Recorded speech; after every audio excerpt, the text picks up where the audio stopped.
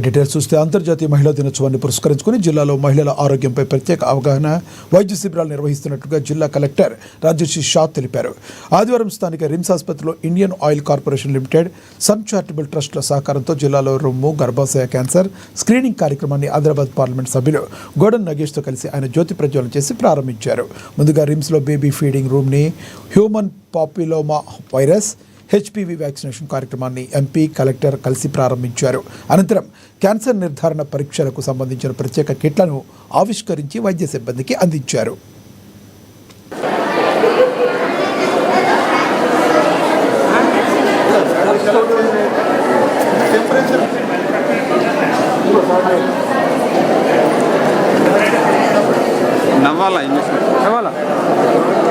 Madam madam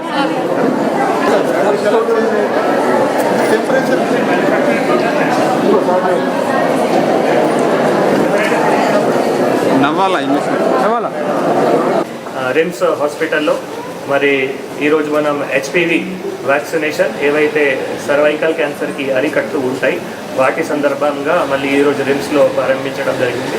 so social welfare girls college centre of excellence నుంచి మళ్ళీ అక్కడ అమ్మాయిలు ఎవరైతే ఉన్నారో అడోలసెంట్ అమ్మాయిలు 14 సంవత్సరం నిండిన వారు, 15 సంవత్సరం లోపల ఉండిన వారు, ఇటువంటి అడోలసెంట్ అమ్మాయిలకి వాళ్ళ కన్సెంట్ ఫామ్స్ తీసుకొని మరి వారి టీచర్స్ సందర్భంగా వాళ్ళకి వ్యాక్సినేషన్ కూడా ఇవ్వడం జరిగింది. ఈ కార్యక్రమాన్ని ఇట్లా ఈరోజు రిమ్స్లో, తర్వాత బోత్లో, ఉట్నూరులో ఈ 3 హాస్పిటల్స్లో కూడా ఈరోజు ప్రారంభించడం అయింది. సో ఇప్పటివరకు మన దగ్గర 1700 పైన వాయల్స్ కూడా ఉన్నాయి. అవి అన్నీ పూర్తి చేసుకుంటూ మళ్ళీ ఇంకా కూడా ప్రభుత్వం నుంచి వాయల్స్ తీసుకొని ఇప్పుడు ఈ 99 డేస్ ప్రజాపాలన ప్రగతి ప్రణాళికలో ఈ కార్యక్రమం చేయడం జరుగుతుంది.